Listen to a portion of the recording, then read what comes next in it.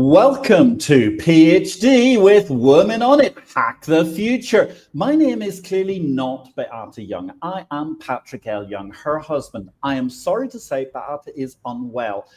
Please send lovely messages and love to Beata. She's on the mend. She's going to be well, but she's going to be back with us in hopefully a few weeks' time. But she will be back, ladies and gentlemen. In the meantime, I hope you can put up with me and I'll try not to mansplain. Today's PhD Positivity Hack delivered will be by our guest, Ahlem Bedoui Ben Souilah. The topic is a cracking one, born to be a leader. And let me remind you, ladies and gentlemen, this is a grassroots community that focuses on Women on It, an inclusive forum of women in technology, startups, and female leaders who are supported by men, such as me, as well. And I truly bring heart to that hustle as much as my wife, because empathy is my mojo too, and empathy is critical to you if you want to be born to be a leader. We're going to come back to the topic in a minute. First of all, we've got some fantastic tags and mentions today. Ufonobasi Umo is a software engineer, and congratulations, Ufonobasi Umo, for being the 2024 Rising Star awardee by Scotland Women in Technology. We wish you great continued success. And as somebody with a little Scottish pedigree in my bloodline myself, I'm delighted to see women in technology doing so well in sunny, bonny Scotland. Kate Murray, congratulations and cheers to you, Kate Murray. You received the People's Choice Award at Witwa. What is Witwa, I hear you saying? Well, Kat Murray is the Chief Revenue Officer. She's been awarded by Women in Technology in Western Australia. I'm going to use my masculine intuition and say you probably had a lovely shindig in the beautiful city of Perth, one of my favorite cities on earth. Cheers to you, Kat Murray, for your continued impact in the Women in Technology in the world, way beyond Western Australia as well. And finally today, congratulations to Claire Chua Preacher. She's the winner of the Inspiring Women in Science Award for 2024. Her research on melioidosis is transforming global health. Gosh, that's so exciting. I'm delighted to hear, even if I don't know very, very little about melioidosis whatsoever, but good for you, Claire, and congratulations. Now, let's get back to our topic for today, born to be a leader. Ahlem Bedoui Ben Souilah was born to be a leader, and she wants you to know you were born to be a leader too. Actually, I should try and get looked like the World War I poster. You are born to be a leader. So you're joining us for PhD 162. Ahlem is going to be sharing key tips and tricks to hack the future on your journey to personal and professional growth. Wherever you are, whatever you do, so long as you want to show some leadership, this show is for you, however you identify. Ahlem, welcome to PhD Positivity Hack Delivered. Where in the world are you today? Hi, thank you, Patrick. Hello, everyone who is watching the live. So from the most and lovely place in the North Africa, my beloved country, Tunisia. Hi, everyone. How fantastic. And where are you in Tunisia? In Tunis itself? Yeah, it's Tunis, the capital, yeah. Fantastic. And just give us a little bit of flavor. How roughly, what's the population of Tunis? You mean the food? No, the population. How many people are in Tunis? We are about like 12 million people. Mm-hmm. Wow. Mm-hmm. That's a good number. It's a good number. Sitting there nestling in North Africa. I think we've got your rain today because I'm in sunny, well, not so sunny actually, southern Spain today in Granada. So it's a little bit rainy, but it's lovely to see you. So tell us, I mean, how were you born to be a leader? Like it's really a tough journey. Like it wasn't really easy. Starting by like, I don't know, maybe I can say like leadership comes since we were very young, like where we are kids.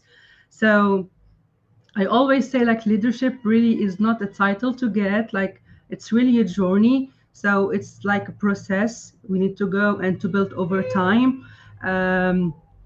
I try to do this even at work or during my community also. So I see that maybe if we talk a little bit about leadership, it's really you say the word at the first introduction. It's empathy, and really by being a leader, I think empathizing um, people is the key to be really the perfect leader. It's not about having it like a title, like it's about influencing others, it's about inspiring others, it's like also about driving positive change. For me, I do believe really that anyone can be a leader, anyone, regardless of their current position, even they are working or not. Like it's for me, it's a mindset. It's not a title. Like it's a journey itself.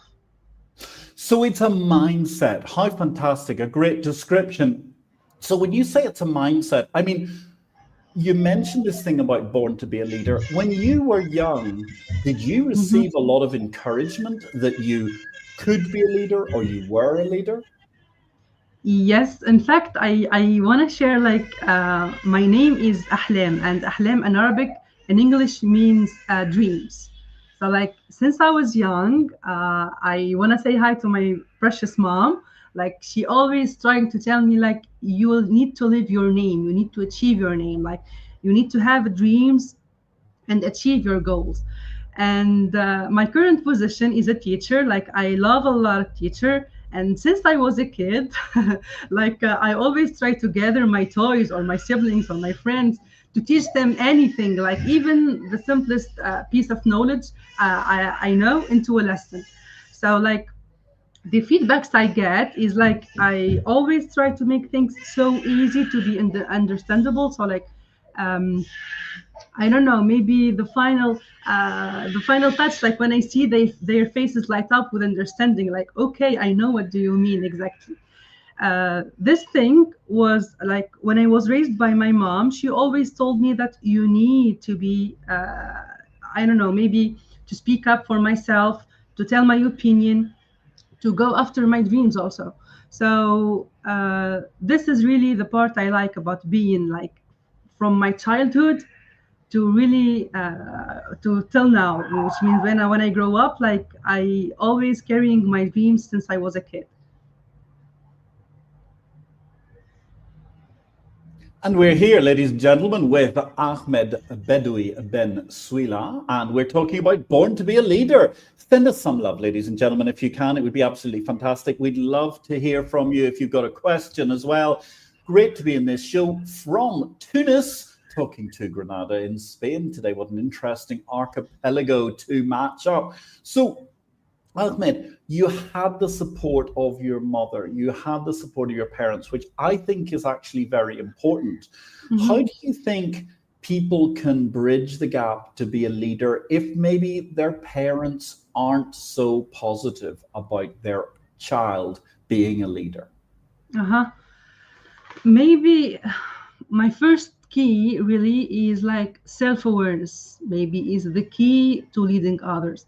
Like for me, if you really know your potential, if we really know our skills, if we really know our strengths and our superpowers, like I like to call them. So if we will understand these strengths, and of course weaknesses, it's not always about strengths and values, it's always about weaknesses also. So if you really know yourself, like start with yourself first of all, know what you are capable of, know what you can do, know what you excel in doing. So if you really start by doing this, you will be the first one to support yourself. Like try to be number one in your life. Like you will be the leader and the mentor to yourself at the same time. Like this is the first thing. In case you did find your strengths and weaknesses and values, go for it and try to discover the new area that you can that you are capable to do right things in there.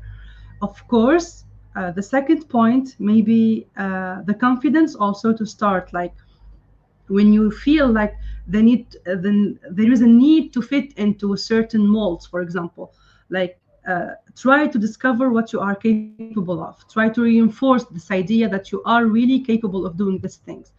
I don't know, maybe if you don't find the support of your family, maybe there is a friend, there is a colleague, there is anyone who is around you who will really told you that you are really capable of being a leader. That, as I said, if you didn't find anyone, start by yourself.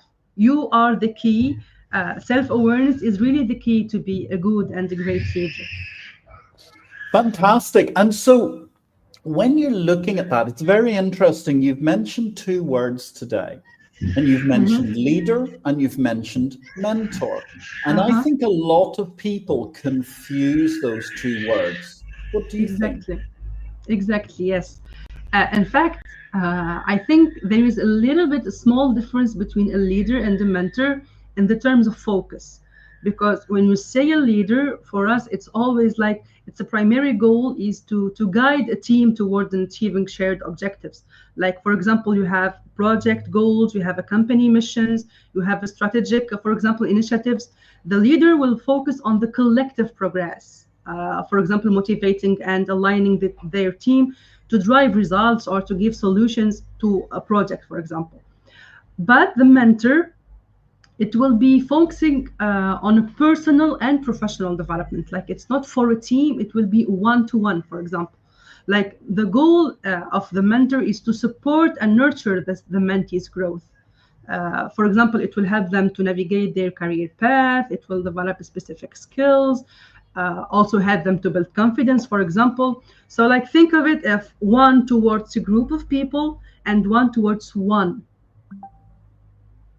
Very interesting advice altogether. And I think the one thing that's most important is all leaders can benefit from a mentor, but Exactly, sometimes yes. mentors need to be led. Yes, exactly. Yes, perfect. Yeah. Yeah, no, it's an important thing. But I mean, the whole thing about being a leader, you say born to be a leader, but Hmm. nonetheless, while you may be born to be a leader, just at the moment when you arrive in this beautiful world and you're given, your mother gives birth to you, you may be born to be a leader, but you're not actually a leader already. It's a Yeah. long journey. Yes, exactly. Yes. As I said, it's not a title. Like it's not something given. It's not a position. It's not a title. It's really a journey. Like I always say, like leadership is built over time through experiences, I don't know, through failure, through learnings. Like for me, like for example, if I speak as a woman in tech, it always feels like we need to be perfect before we can lead. For me, no, it's not. Leadership is about the growth. Like it's not about perfection. You don't need to be perfect to lead people. It's about really growth. If you have a good experience, if you have faced a lot of problems and you know how to solve this kind of problem, you are really good to be a perfect leader for your team. Yes, and that's a really interesting point. So maybe we can just segue into talking a little bit about what you do. So I believe you met Beata, if I remember correctly, at a Woman Tech Makers conference in Berlin. Is that right? Berlin, yes, yes. It was Google I/O Connect in Berlin. And since I'm a part of the Women Tech Makers, the Google Women Tech Maker, I'm a Google Women Tech Maker ambassador, and had the pleasure to meet Beata there. We did a little bit of like a discussion, small discussion about how to empower women in tech. And I met her there, and she was really a great person. And we connected immediately. Like I think we had the same thing. We connect directly to each other, and I love networking. And she has a beautiful smile. She said, like, I do this and that, and I really will be happy to have you with us and the women on IT. And I said, yes, why not? How It was a fantastic. perfect And occasion. Uh-huh. the only sad fact is that Beata is not here to present the show Yeah, today, but you're so illuminating us. It's wonderful, Ahlem. So, you. so tell us, what do you actually do in technology? Okay, in fact, I do have two roles. The first one, I'm an executive director of Mentors Institute. Like, we are focusing on our company on delivering essential skills, consulting with solution driven approaches, empowering teams to reach their fullest potential, for example. And also, as I said, since I was a kid, I'm a big fan of teaching. That's why, like, since 2013, now, like I can say, with a decade of experience in teaching, I've dedicated myself to sharing knowledge and empowering teams and nurturing, of course, my precious student and the Android and the mobile development sector. Fantastic. And so, what sort of range of age are your students? From 18 to 25. Fantastic. Really, Yeah. really fabulous. And are they mostly women or is it a mix? It's a mix, yeah, it's a mix between men and women. But if I compare to 2013, now I think we have really a great opportunity for women to be in tech. Hmm. Before it was like, for example, if I said in 30 students, you will find 20 boys and only 10 girls. But now you can say it's maybe 15-15, 50-50, yeah. That's fantastic. And is that just happening naturally, or are there incentives being given to try and encourage more girls to study? Yeah, I think it's not naturally because like in Tunisia recently, like we are trying to build like a good community for women to lead in tech and to be member in tech. For example, as I said, I'm a part of the Women Tech Makers ambassadors. Like we always give talks and sessions and workshops to show women that we really can grow and thrive in tech. And also in Tunisia, we have a lot of associations that help women that support women to in tech and building space where everyone, like I said, to grow in tech. So like it's a combination between the how can I say the Ministry of Education and the association in Tunis. But that's fabulous that the government is really strongly Yeah, behind promoting women in technology. yeah. That's really, really encouraging. Because as you say, it makes total sense, yet for so many years, coding has been so male dominated. So Mhm. when you get up there and lead these sorts of groups, do you find that there is a reluctance amongst men when you are the leader? Sometimes yes, it depends on the situation, in fact, because through my humblest experience, uh, when if I mean if the woman will be the one who take the decision, and especially if there are men in the meeting, for example, like it will be a little bit like you don't need to do this, you have to take the permission to say something or to share something. It's always about the men who are the one capable of taking decisions. But for me, like I said, I'm always speaking up, like I'm always open to discussions and conversation. Even if someone says for me that you don't fit in this position, like I really like to challenge them and tell them, look what I'm capable of. Like this is not the only way to, okay, I will shut up and just sit back and don't say nothing. No, it's not the case. So like I'm trying to, even if I have this kind of situation or this kind of challenge, like for me, no, it's not possible. I will discuss it and I will show them that really I am capable to take good decision, of course, in the matter of the institution I'm working on it in. So that's very interesting because what you're saying is, I mean, the most important thing, and I think it's a theme that comes out of a lot of these shows, is that quite often, maybe I'm in danger of mansplaining here, but quite often women are slower to speak up than men. Yeah, unfortunately, yes. In fact, recently we had the opportunity to organize an event with the Women Tech Makers. It's about like I am remarkable because this theme is dedicated to tell women that speak up for yourselves, like promote yourself. When you are talking about your achievements or your goal, you are not bragging, you are not showing off. Like this is a reality. We are capable to do this. We are remarkable because I am a woman. I am remarkable because I am super mom. I'm remarkable because I did this and I did that. So really, I encourage a lot of women to move to this kind of movements. and to really take the time to speak up, even if it's not like publicly. Start like by a small of a group of people, like I don't know, maybe your friends, your family, and you will, when you get used to it, you will feel really comfortable in delivering something that you really did, that you are really capable of doing. So start by small group of people, and then when you encounter something like this in your work or with your colleague or even with your boss, just speak up. Just speak up. Those are Yeah. great words. Three very, very vital words that every lady should say, because it is frustrating when ladies are not making themselves heard, and it's something they need to do. So, I mean, if you were going to give some small pieces of advice to be a leader, can you give Mhm. us two or three thoughts? Okay. As I said, the first one is really self-awareness is the key to be a great leader. You really need to know yourself first. You really need to understand your strengths, your weaknesses, and your values.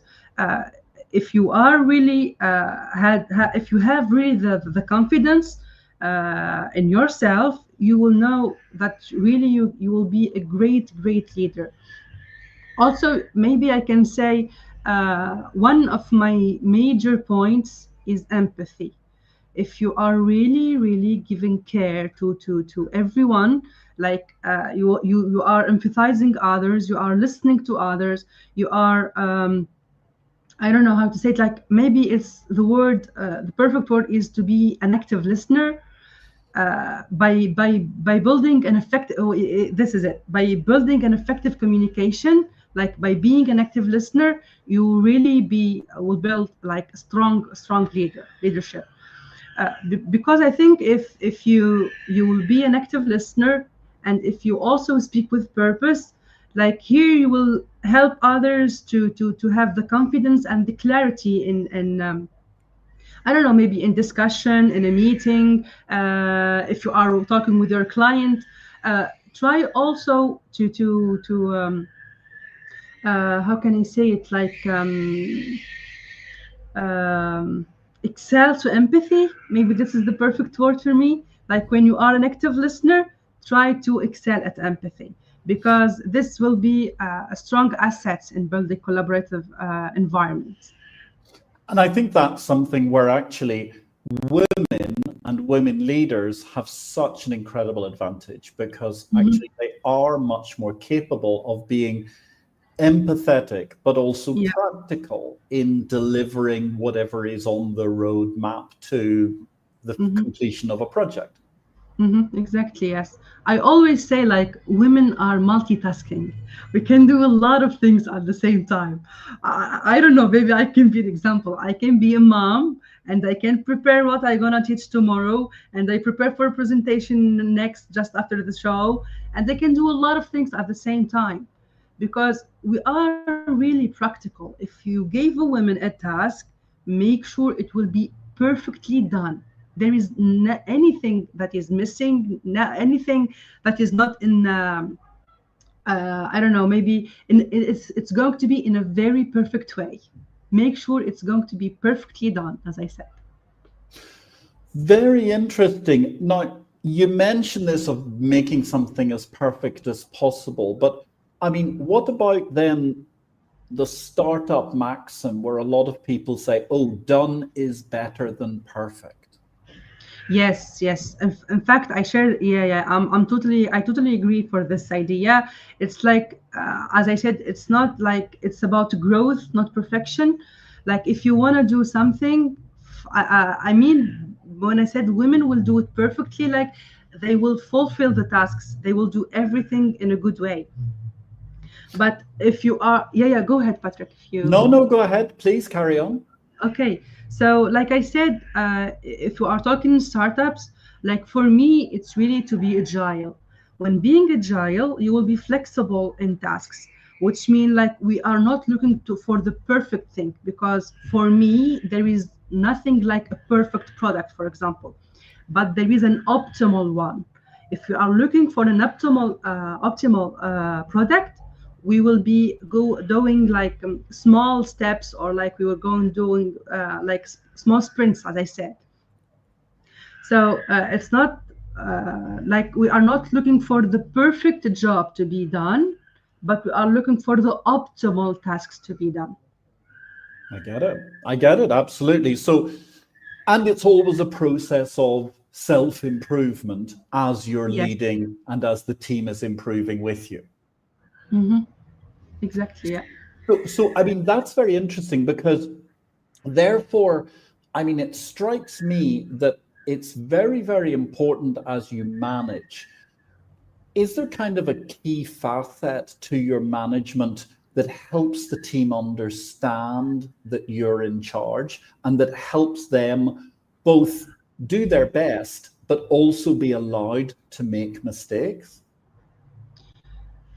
In fact, my number one rule is, if you wanna excel in something, you need to do some failure, because failure mean experience, and experience mean growth and perfection for me.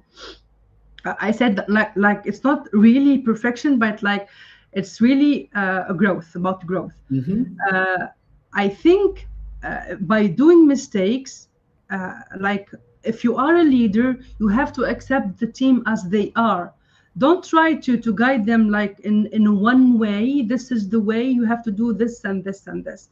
As I said, one of the perfect key to be the major key to be a perfect leader is the active listening.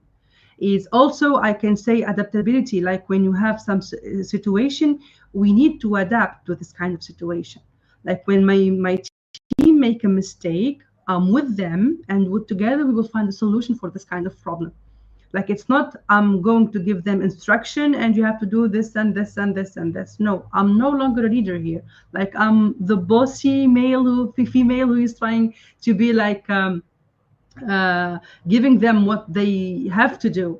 But with leadership, you really need to, as I said, with empathy. Empathize is the importance of everyone will have a voice, everyone will speak for themselves. And of course, there is a discussion, and we will discuss the matter together, and we will find the solution together. Like with failure, we will go to, as I said, to growth and experience. And that's very interesting because what you're essentially saying is that you're going to take responsibility for the team, but it's very important for the team to all be taking responsibility themselves. And I think that's Mhm. a vital facet of leadership because everyone makes mistakes. As long as they're making mistakes that get you to the next point rather Mhm. than just making mistakes and destroying the whole project, then it's so healthy and so important for everyone to be responsible. Yeah, exactly. Yes.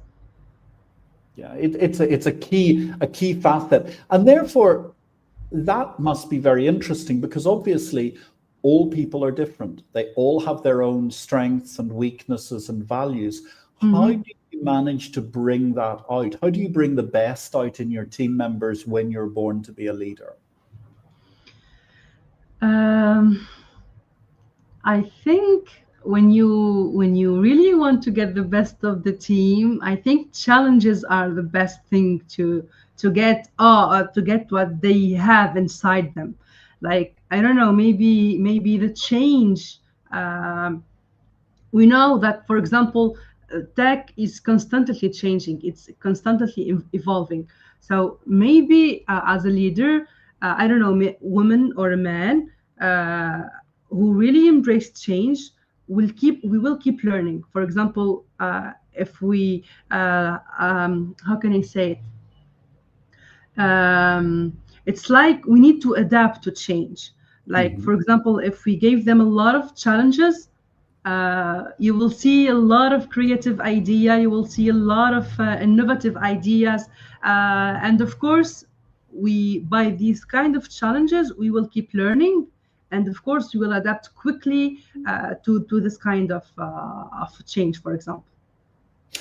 And therefore, I mean, one of the things I think that's key to your mantra is it's important to help people as a leader But Hmm. your job is not there to be I think a lot of people make the mistake that leaders are somehow or other judges, which No. is really not a fair assertion of what is a true leader, right?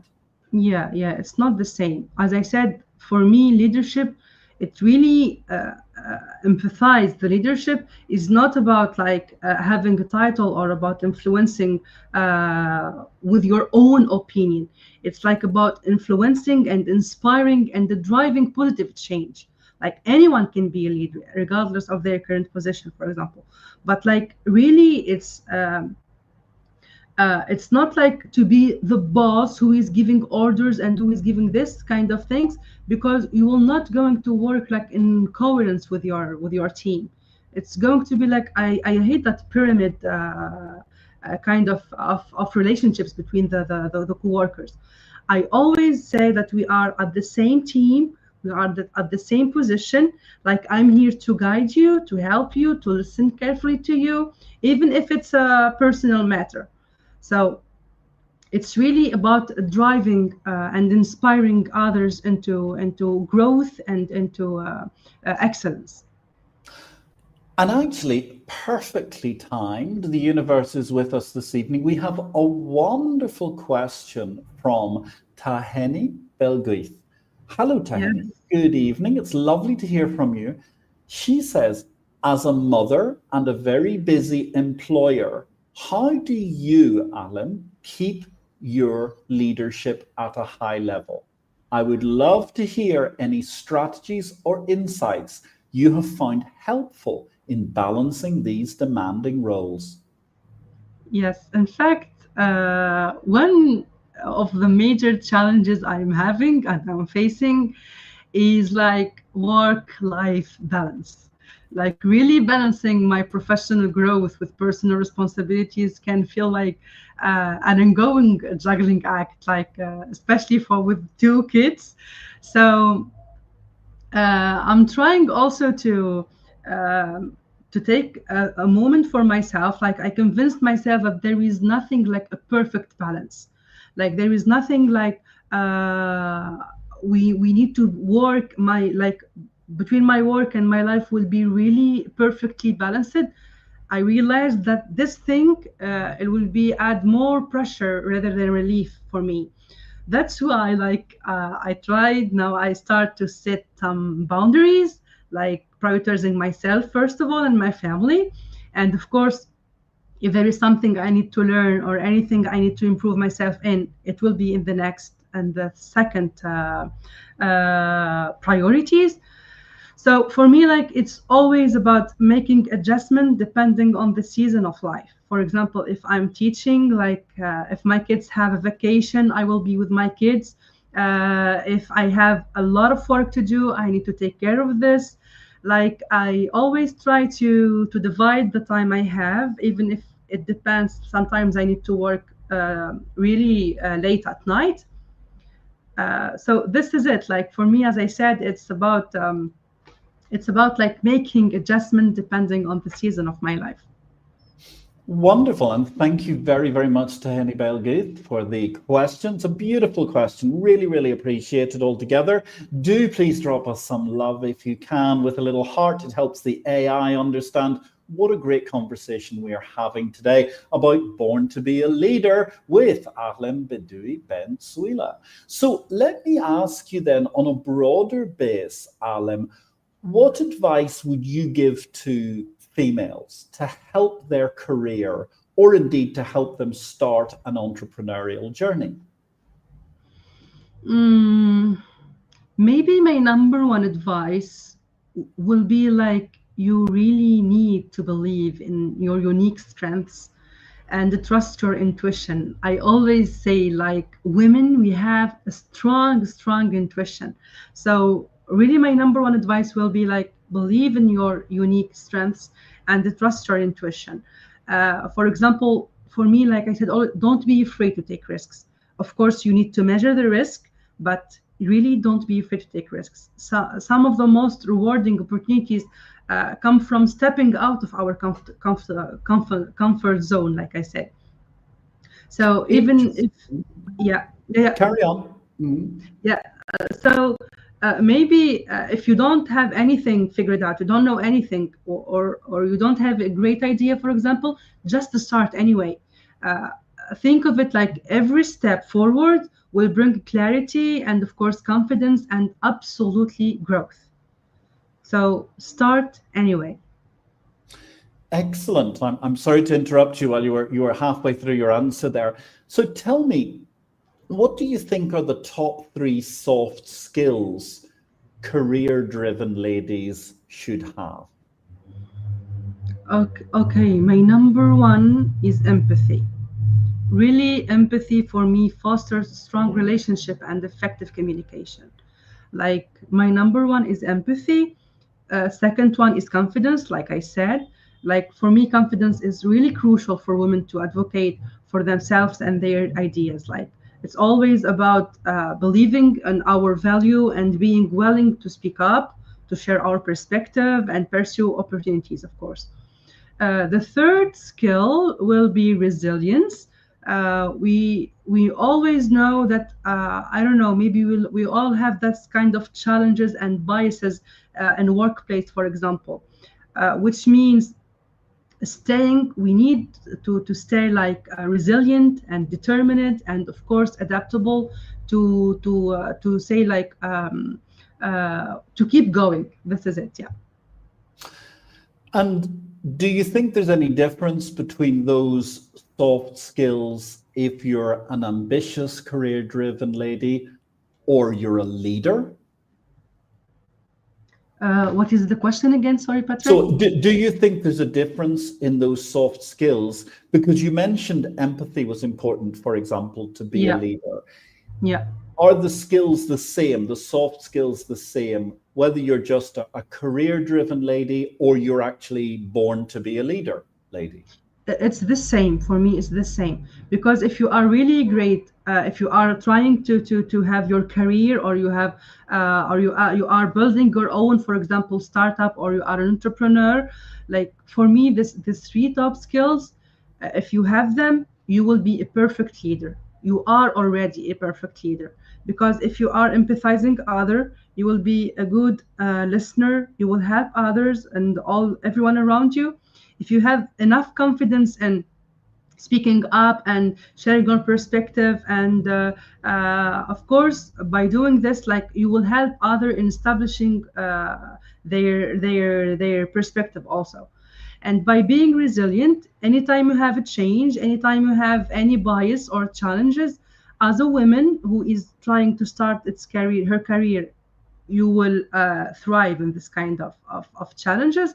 And if you are already a leader, of course, you will help the team to be determined and adaptable to any kind of situation. Wonderful. And so tell us, you don't have to give us all your secret sauce, Ahlem, but what is your strategy for problem solving? uh, okay, I think I'm using this a lot, even now with my kids and even with my own problems.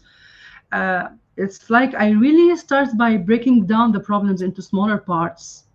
Like each time I need to identify the roots of the problem, first of all.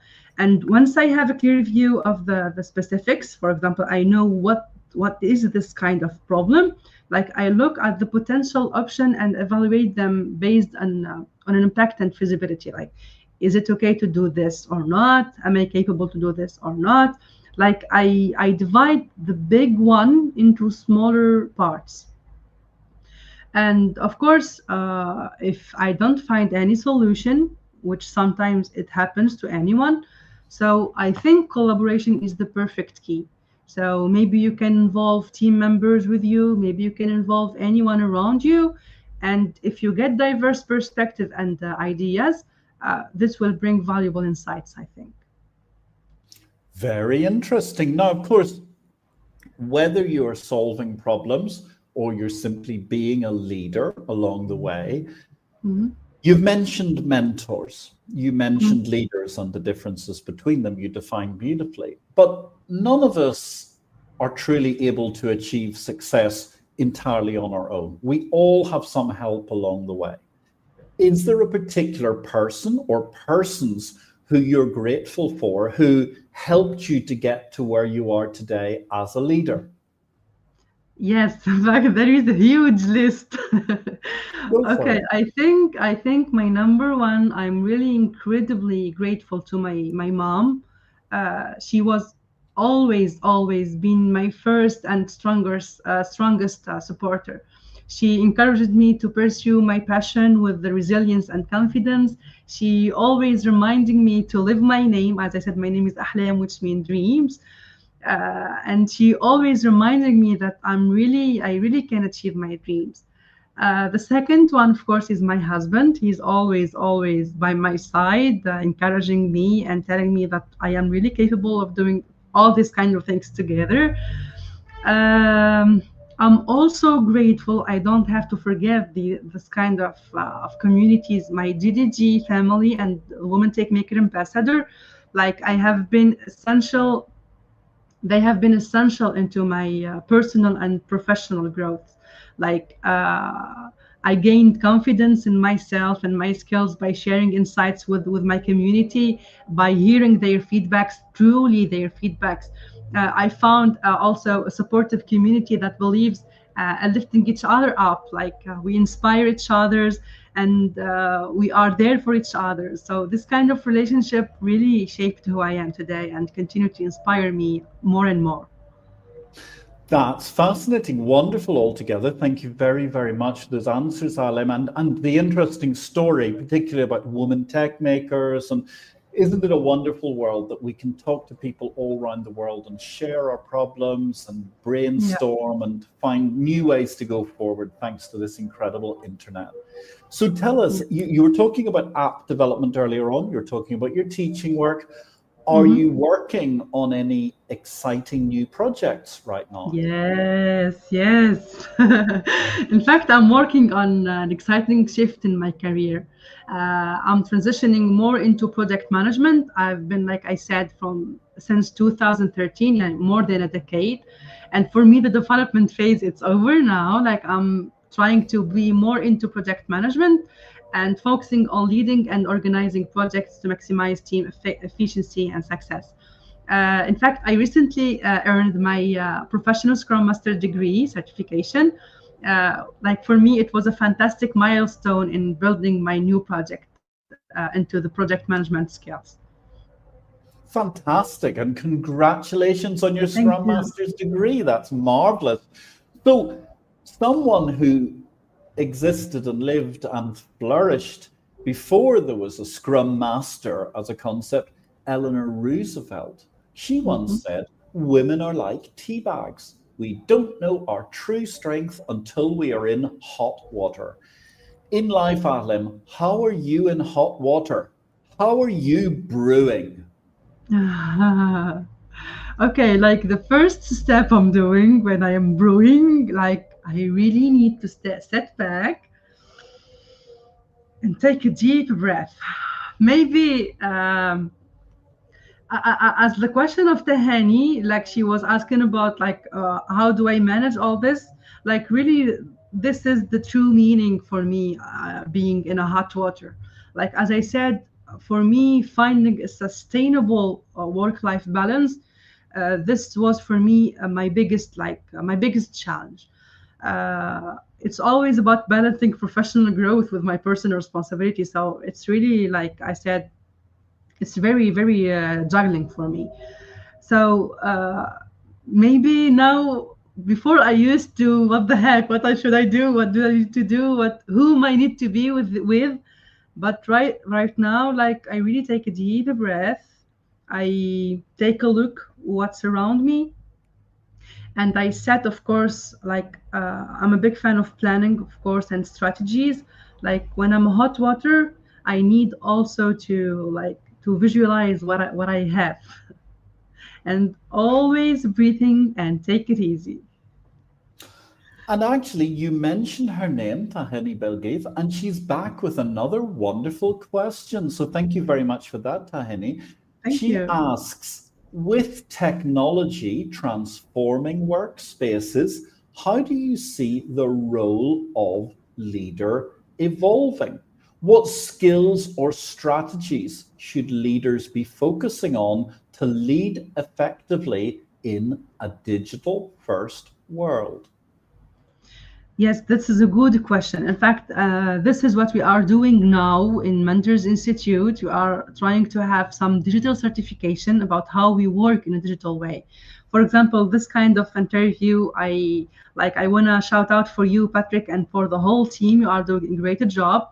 Like, for me, if you really want to evolve in a digital world, you need to understand the digital world first of all. You need to understand your audience. You need to understand what are the needs of the one who is watching you or hearing you. So if you really want to be a leader, if in a digital way, maybe you think I think you, as I said, you need to understand the people you are working with in a virtual way. Of course, as I said, I'm a big fan of events and round tables and coffee mentor, like I call. Maybe to time to time, the leader try to involve the team to, for example, I don't know, maybe an event, maybe a network session, maybe like I like to call a coffee mentorship, like to bring them to, this is what we are doing, this is, for example, what we are facing. I don't know, maybe is this really the answer that the Hanya is looking for, or am I misunderstanding the question? She is looking for leaders to be in digital. What skills or strategies should leaders focus on to lead effectively in a digital first world? Which mean in a virtual world. This is what you Yes. mean by Yes. digital world. Yeah, yes, as I said, it's for me, it's like engaging them in a virtual way, like by meetups, for example, or coffee talks, or events, like when they know the purpose of being in a digital way. Maybe this is the perfect thing, like for me to adapt to this kind of change in the digital world. Fabulous. Tahini, I hope those answers are good. If there's anything we've left out, feel free to ask again. We've got just about 10 minutes to go. So thank you so much, Tahini Balgit, for intervening today and giving us such beautiful questions as we discuss Born to be a Leader with Ahlem Bedoui Ben Souilah. And let me say, one of the great things about leading this show when I'm standing in for Beata, who's not well, is it is the team. And you're right to praise the team, because actually I'm just a kind of passenger today. It's beautiful. Everything is going so smoothly in the background. And I want to say thank you to Desiree and to Jamil and to Kim, all great women leaders of now and the future who are doing such a great job today. So, Ahlem, let me ask you, what's the number one book you can sit back and think, oh, I wish I had read that before I started my career? I think my number one book will be The 5 a.m. Club, Own Your Morning, Elevate Your Life, by Robin Sharma. In fact, Robin Sharma is one of the top leadership expert in the world for me. If you want to judge it as a book, like for me, it's a classic book with the classic characters, but really there are so many great takeaways. There are practical takeaways and plenty of successful principles to learn and practice. In fact, Robin tried to advise us, like if you really want to prepare your day and by reducing frustration and disturbance in your daily work, you need to wake up early at 5 a.m. And maybe one of my favorite parts of the books are like, there are 4 lines, like he said, today, this day, I'm strong again. Today, this day, I believe in the extraordinary again. Today, this day, I pursue my highest ambitions again. Today, this day, I'm really alive again. So this is really a perfect book to read. Sounds wonderful. I'm going to add it to my reading list and start reading it in the early morning. Clearly, that's the time to be getting into it. Now, talking about early morning, of course, one of the important things of the morning is breakfast. Let's imagine you could meet anyone in the world for a private breakfast. Who would it be and where would you choose to meet? Um, I'm getting overwhelmed here because maybe my dream breakfast would be with my grandma. She passed away 4 years ago.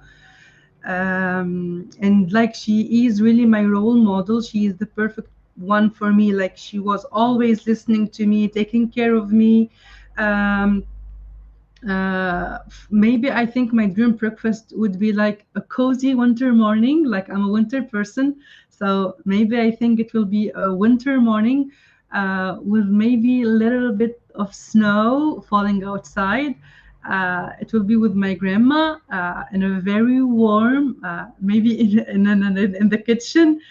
Both of us wrapped in soft blankets, and we enjoy like fluffy pancakes, hot chocolate, and laughing together. And like she always used to do, like share with me a lot of stories to show me that what we are capable of.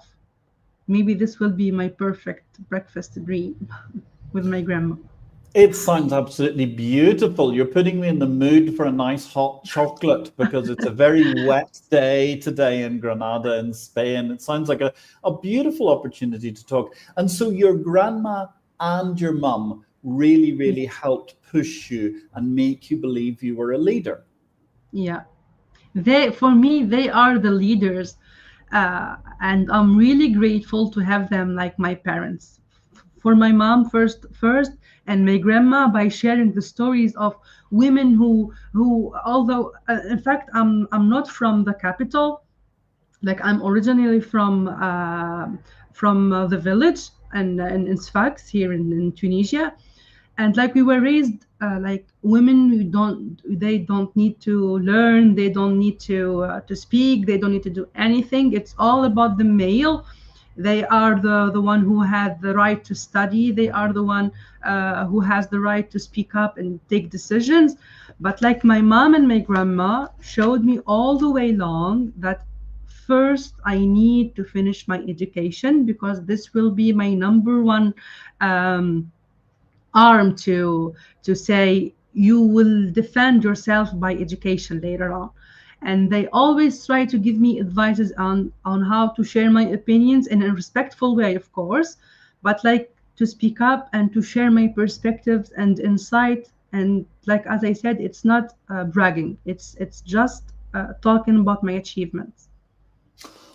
And Ahlem, we know you're not bragging, but lots of ladies want to talk about your achievements. And we have another great comment here from Taheni Belguith.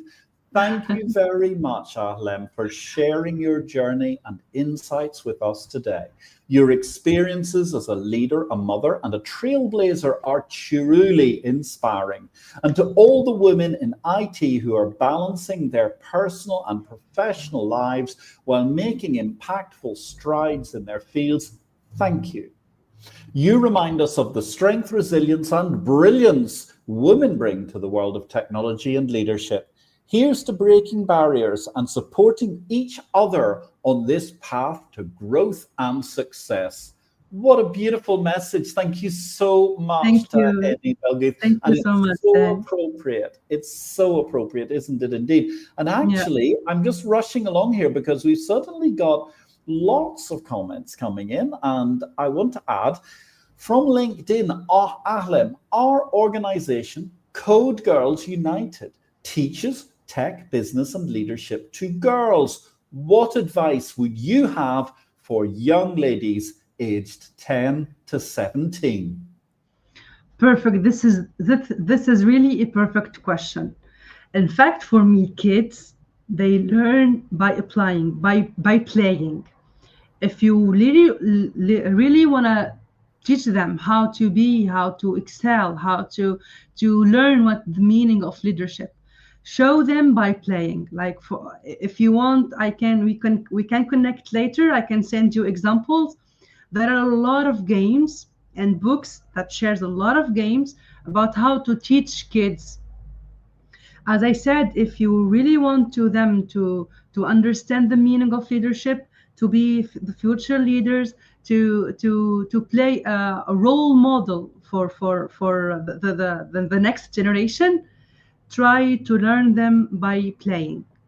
Games are number one solution for you.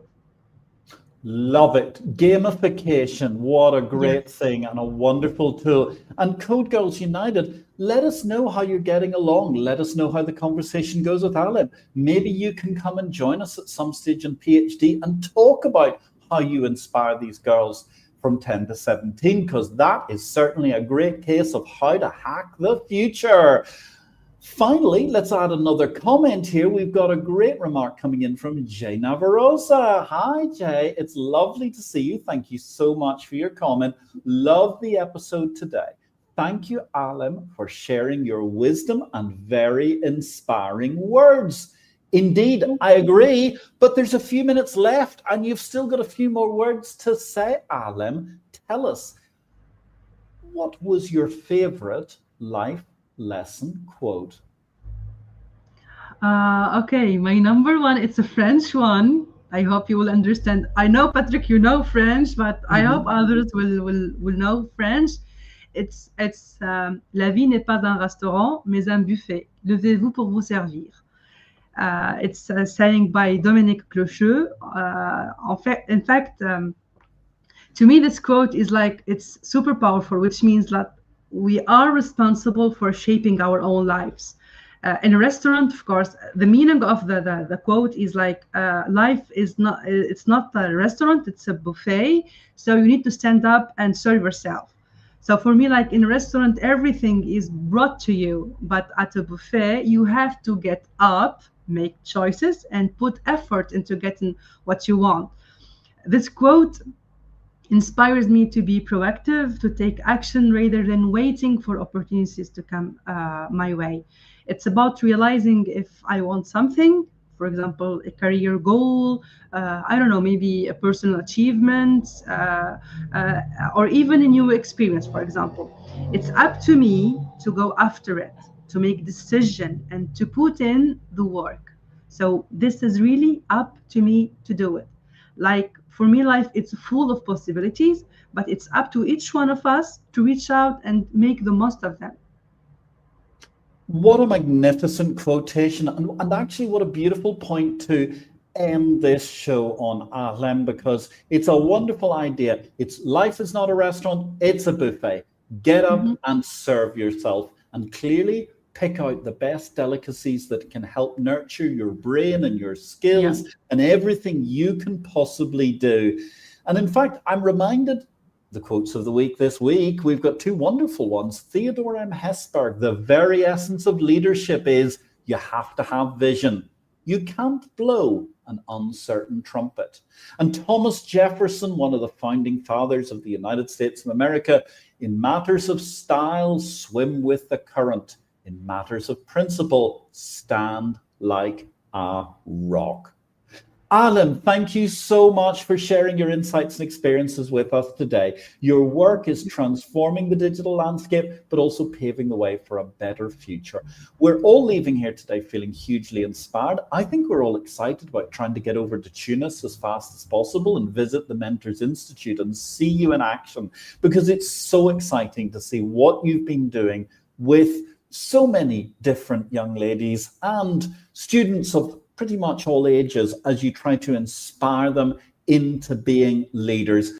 And let's face it, you've shown how you can be born to be a leader with two fantastic role models in your grandma and your mother. And that's it from 162 of the PhD live stream. Thanks to our guest, Ahlem Bedoui Ben Souilah. To stay updated and ensure you never miss a Positively Hack Delivered, follow Women on it and turn on notifications to be alerted once a video has been released. Next week, we got another fantastic guest coming for IPO Vid 163. Write What You Don't Know is the topic, and our guest is going to be the marvelously illustrative Allegra Houston. Thank you so much to those who managed to add comments and questions today. Thank you, Jane Navarroza. Thank you in particular to Henny Belgaith. It was absolutely a joy to have you ask so many questions and engage. Thank you, Marianne Smith, as well. And we're really looking forward to hearing more about your community teaching those young ladies from 10 to 17. As always, our positivity quote comes from Positive Thinking Only and goes, look for something positive in each day, even if some days you have to look a little harder. And if you don't like something, change it. If you can't change it, change your attitude, as Maya Angelou said. Today is your day to hack the future. Hack the positivity you want. Get well soon, Beata. We love you. This has been PhD number 162. We are now born to be a leader. Thank you, Ahlem Bedoui Ben Souilah. See you next week.